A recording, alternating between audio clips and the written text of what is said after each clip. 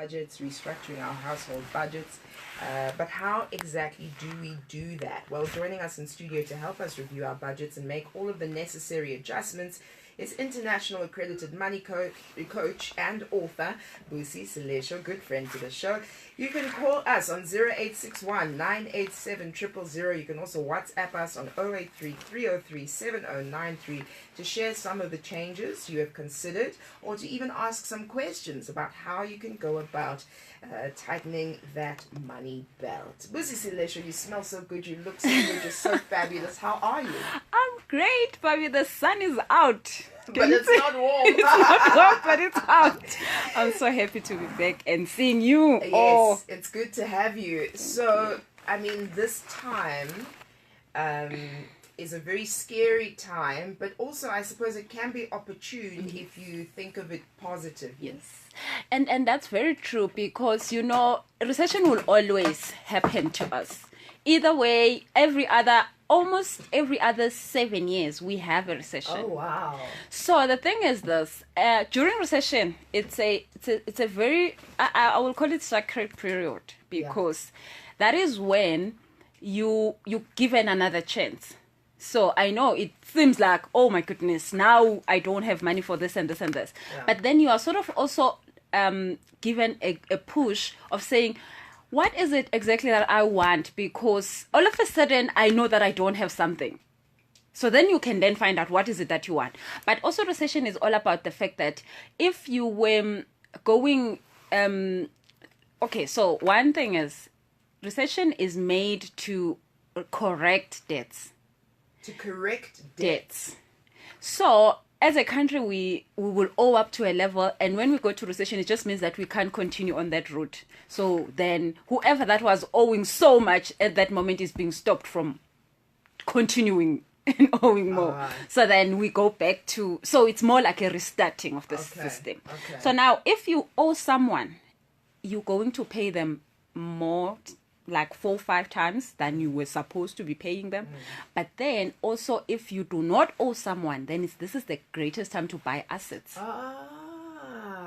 Okay. So every time we get to the next recession, we should be ready with our cash. So if you don't owe anyone, everything is going to be cheap. So you can buy as much as you want. But the people who owe at that moment are the ones that are almost getting robbed. I call it being robbed. All right, so let's talk about both options, right? So if you are in a position now in the recession where you have a lot of debt. Yeah. Now, what debt are we talking about? Like credit card debt, store account debt, that kind of debt? All debt that is not giving you an asset. Because if you have a car, if you have a house...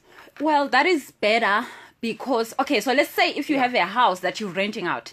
Yes, that's an asset. Okay, that's an asset. If you have a house that you're living in and bonded, then it's going to be a little bit more expensive than what you were paying before. Yes. But obviously, a house is something that you must have. So let's just say you have a house and a car. That's okay. Yes. But anything above that, so a credit card, a loan, and all these other things, you're going to pay a lot. Ooh. Okay. So if you don't have any of that at this moment, then you are okay. But then the thing is that if you have extra cash, then now you can actually buy a house that you can then rent out when the economy is back to being great. Do you think the economy will be back to being great? Yeah, it will always. Okay. So we will always go through this. Okay. There will be a time when we are okay. There will be a time. But then the thing is that we never notice when we are up. All right, no one ever says, oh wow, let's call someone and talk about how great the economy is. Right. But when it goes to the bad part of it, we always talk about it, which is the other thing, that when we focus on the bad part, like you were saying when we were studying it, then you will obviously attract the things that are not going so well. So it is that when a recession comes, we are all like, oh wow, it's here, oh wow, we welcome it. But when the economy goes to normal, no one wants to talk about that. Yeah. So when we're restructuring our budget, then, is the first port of call to figure out how we can get out of the debt? Yep. Mm-hmm. Debt is actually, so especially overdrafts. Okay. You don't want to have that. That is the worst. Then credit cards, then personal loans, then bonds and and all that other stuff. Well, maybe cars. But Cars. you don't pay a car off. Should you pay a car off, Busi? Well, if you could be able to, it's fine, but it's not that important. Okay. Because if you know that your interest rate is not high, so if you go and buy a car on a abnormal interest rate, then it's a problem. But if you buy it at a good interest rate, it's fine because you're driving it, it's getting worn out anyway. Okay. It's depreciating. Yes. So it's not like you should be worried about paying it off. But if you can, then it's perfect because then you have cash. Okay, so in your 100% of salary, right? How much percent should go every month to the various things that you need in your budget? So obviously accommodation, anything that has to do with the roof over your head is the most important thing. So let's say about 20-25%, and then the next thing is definitely food and making sure that you can live. Yeah. So then the next thing is anything that has to do with your development. So look at how you develop yourself, because the thing is that no one actually looks at that. But if you don't develop yourself, you will never increase your income. Oh my goodness. So if you don't increase your income, every other time the recession comes, you will be the one that is crying the most. Until one day you're like, okay, life is horrible. But you must put a percentage. I always put about 4-5% of my yearly income to personal development. So what does that entail? That entails you improving a skill you have. Okay. So let's say you are good at cooking. You cannot just say, I'm good at cooking because you learned, you went to a course 5 years ago and you think there isn't new recipes, there isn't new ways of doing this. So, and you will be great, but the thing is, if you go and find out more, then you now find out, oh, actually, this is how I can make my meals more nutritional. Wow. And now I always say that there's the one lady that I've been coaching, and she came to me, she was like, I'm in catering, but I'm struggling, Busi, I'm not getting clients, people don't pay me in time, and nothing is working. And I said to her, but what is it that you're giving the clients? She said, no, well, I'm just cooking for their conferences. And I said to her, no, man, what is it that you can give them above just cooking for them? She says, I have no idea. I'm like, but then if you're a conference organizer and you are wanting people to be alive in your conference and come back to the next conference and actually listen to what is happening at the conference, you want people to, you can actually improve that by giving them meals that will allow them to be awake. And she's like, yeah, but I know that. I've learned about that. I know exactly what meals they need. Right. Then she went and then did not pitch just a menu. She pitched that your candidates will be at the best of. So you will not have a conference that is empty after hours. But then that is when she then improved her skills, and then now no one asked for a discount. People pay her before exactly. she does the work. So it's also presenting yourself at a premium. Yeah. Creating that perception because now you're at the best. What you do. Absolutely. Okay, perfect. We're talking to Busi Selesho about personal finance, restructuring our budgets, looking at the recession and thinking ahead. 0861987000. That's the number you can dial. You can also send us a tweet or a WhatsApp. The hashtag is Power Weekend Breakfast. So when it comes to medical aid, can we move into that sphere? People get very upset with medical aid. Yeah. Even financial advisors will tell you, it works in a way that's very complicated and difficult to explain. So, if you're finding yourself at the middle of the year and you've already run out of your savings, even in March, or you're finding that your premiums are too high, what would the best way to deal with restructuring your medical aid, for example, be? Yeah. So for me, and I've seen it work very well, is that the one thing is this. Have you ever felt like, I've never been to the doctor the whole year and my medical aid funds have not been touched? Can I just get to the doctor and use this money? Yeah. So what does that mean? You are actually asking to be sick. So that you can use your money. Lucy, what are you saying? Because you're like, why am I paying this medical aid over and over? Because it's a grudge. It's a grudge. It absolutely is a grudge purchase. Yeah, it's a grudge purchase. Yeah. So then you find yourself attracting things you don't need. Because how are you going to get sick? In an accident? Lose your, I hear the words that are coming out of your mouth. But what is the meaning of this? What are you saying? So what I'm saying is this. If you so you make it an insurance. Okay. So insurance says that if if you get sick with flu, you can afford to go to the doctor and pay for your maybe if you need antibiotics or not. Right. And there's other things you can do to actually make sure that you don't get flu. Maybe you will exercise more, eat healthier, like have a family that is more health conscious. But then you don't have to give the medical aid that money, because you can then keep that money for yourself. Because what if then you don't get sick because you are so great with your life? So do you then look at other options within the medical care Yes, sphere? and they have a lot of options that are just about hospital care. Okay. Because that is an amount that you cannot really be able to pop out. If you get into an accident and you need an operation that costs 150,000, then you can't do that. So what I've done is I just take in a hospital plan, because that just makes sure that if I am in an accident or I need to be admitted in hospital, which the hospitals are the most expensive thing, then they can take care of that. But other than that, I'm really trying to not get sick, because I don't want to feel like I've not been sick and what happens to my money. Because really I'm thinking, so if you say I ran out of it, it means it's there. Yes. Well, I want it. I want to use it. And then you get sick and then you have cancer because you were just looking out for your medical aid you're money. freaking me out. I promise you. Because we attract what we think of the most. So say you have your medical aid, but it's not like so much of a financial constraint to you. You just pay it off and it's fine, and it actually gives you peace of mind. Then you're it's not fine. Then you're not attracting cancer. No. Because you don't feel like, oh, it's gonna run out, or oh my goodness, they are taking so much of my money. So as long as you're not feeling those two emotions, then it's fine. But I was thinking that I can actually do this thing better. So then I just thought I'll take care of myself. I'll heal myself. Okay. So, all right. I mean, I suppose it makes sense, because whatever is in your budget is whatever's in your budget. So you can use it towards making sure that your house is cleaned a certain way so that you don't get allergic reactions. You can make sure that you wear certain clothes so that you don't get cold. You can exercise more. So then rather than spending it on the contingency of a healthcare plan. Okay, perfect. I understand that very much. Let's talk to Ramunkhalo. Alright. Hello. Hang on. What's happening here? Ramunkhalo. Hi. Can you hear me? Hi.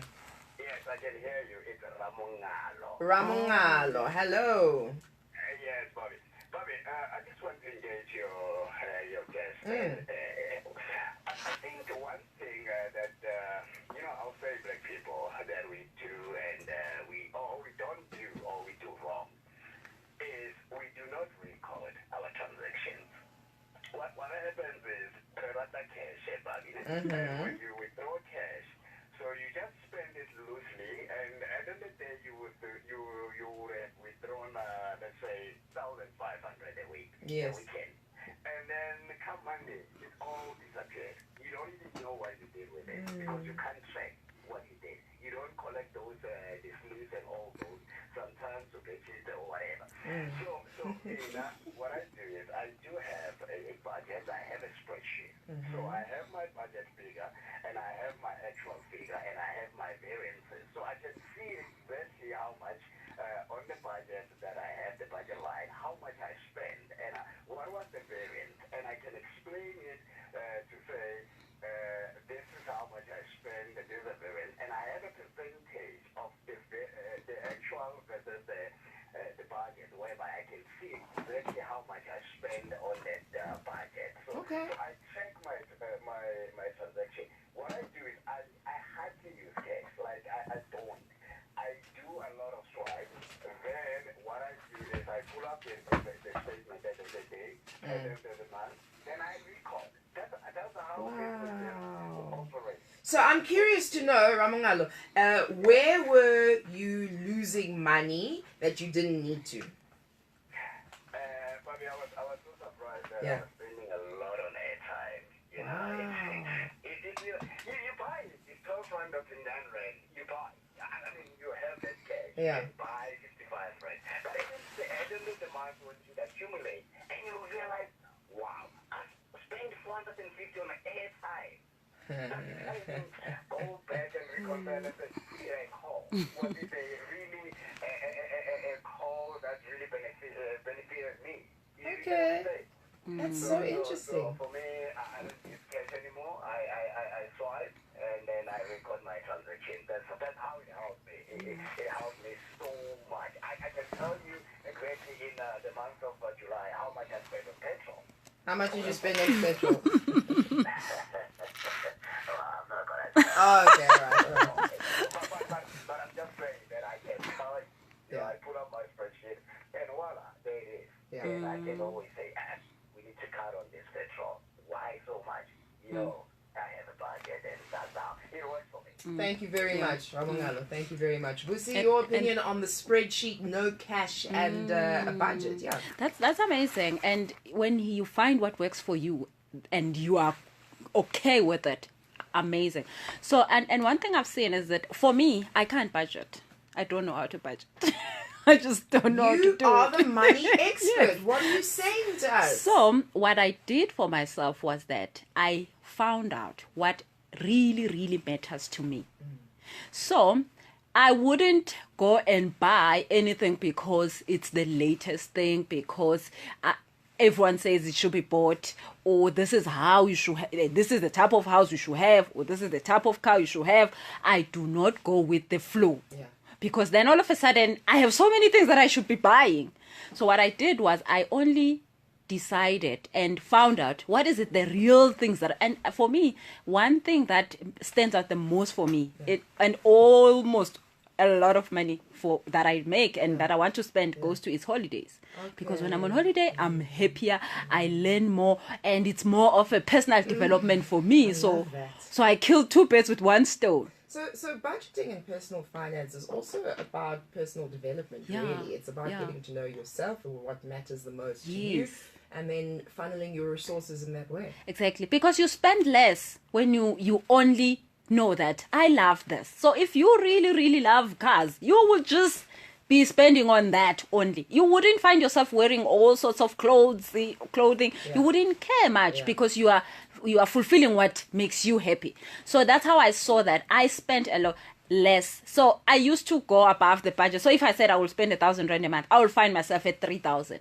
But then when I knew what I wanted, so I can't go on holiday every day, unfortunately. So it meant that I will have more money. Because then that's what I actually do want. So it's interesting that you said find what works for you. Because if I swipe, I'll spend so much money. Yeah. So I go and I get a certain amount. If I'm going to a shop or whatever, I'll get a certain amount out of the ATM. And then, hi Fedile, Yes. And that helps me very much. Yeah. Okay, so that is part of the lifestyle review that you do to try and assess. I've got a tweet that came in here, Busi, from Stephen saying, I found it more reasonable also to get a hospital plan and then pay for normal doctor's visits out of pocket, which would have been savings anyway. Yes. Yeah. So it's really about what works best for you and your family. And what makes you feel at ease. Because the most important thing is how you feel about what you're doing. It's not what you're doing. That's so interesting. So then how do you stick to your new plan, your new budget? So the only way to be able to stick to a budget, so if you want to save, if you want to get rid of the debt, if you want to buy a new thing that you would love to have, or plan for a holiday and all that, the only important thing that you need to know is that you are capable of earning more. Because that is where we get stuck. We're thinking, I can't go on a holiday, I can't pay my debts, I can't do this, because you're thinking you don't earn enough. Yes. That's the biggest problem everyone has. Yes. So you have the capabilities of earning more. So focus on that. How can I earn more? How else can I have more income? And that's where everything starts to open up. And that's actually a good vibe. we've run out of time for the show, but I'm going to pull you off to the side now and find out how I personally could earn some more. That would be nice. But then please come back again, and we must talk about exactly that. How can we earn more, and how do we change our vibration in order to attract more? And kids do it so much. If you ever don't have money for your child, if he or she wants something, just ask them, how do you think we can get the money? You'll be shocked. Okay. How do we find you, Busi? So I'm on Facebook. I'm on every social media platform is Busi Selesho. So, and my website is it's busiselesho.com. Brilliant. Busi Selesho in studio talking about personal finance as we wrap up the Sunday edition of Power Weekend Breakfast. Thank you so much. It's been a wonderful weekend back. Thank you, Ntabi. Thank you, Nguli. Thank you very much to Refilwe in absentia as well. It is time now to find out what's happening in your news.